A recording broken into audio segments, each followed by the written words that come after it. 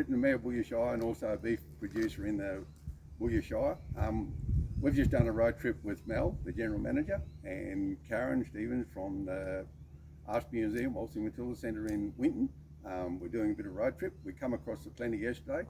The road is in very good condition, probably the best I've seen it in the last 16 years that I've come forth. So Mel just wants to get an update of what probably required if you're going to travel there to do it safely. My tip is to take your time, enjoy the view, pull up and have a rest, and just get out and feel the countryside. But as per vehicle, it pays now probably to have a good four-wheel drive, a good steady four-wheel drive, a good set of driving lights. I've got 2 spotlights and a light bar. I'm fortunate enough to have a UHF because most road trains out here are on channel 40. So if you see one of them coming, give them a call on channel 40 to tell them that you'll get off the road and let the dust clear, which is good. And I've actually got a mobile phone kit in my car, which gives you that little bit extra. So it's not really important out here. Sometimes you don't have mobile coverage, but that's why you need to drive with caution.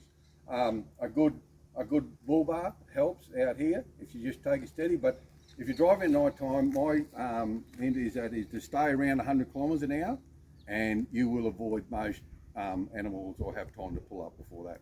So then going back to the vehicle, on our property we have a issue with employees and vehicles, so we have the four-wheel drive. In most of those vehicles then have like an inbuilt fridge for food and essentials that you need, cold water, and we also have a 20 litre water esky on the back.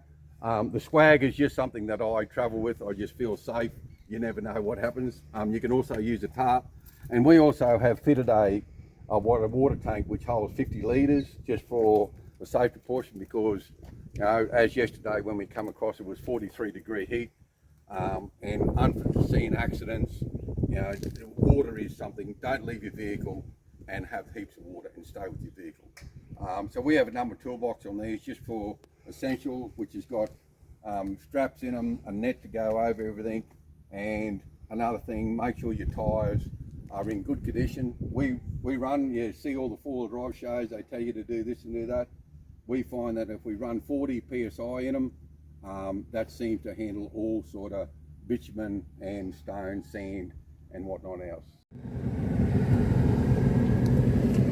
Okay, a road tip for travelling on the road. When you're approaching the grid, if you're sitting on 80 kilometres, the best practice is to, as you approach the grid, just lift your foot, slow down to 60 or 70, and just let the vehicle roll over the grid, and then power on as you drive away. That's the best practice. You're saving your suspension and everything, and you're not really hammering all your suspension, and you're not putting the pressure on your tyres. It's just letting the vehicle roll on over, so you don't blow a tyre coming out the other side of the grid with a horrible blowout.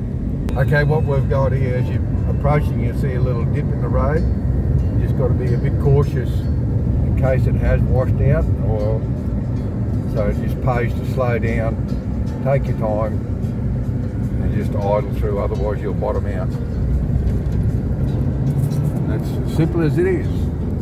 Be cautious and enjoy the road.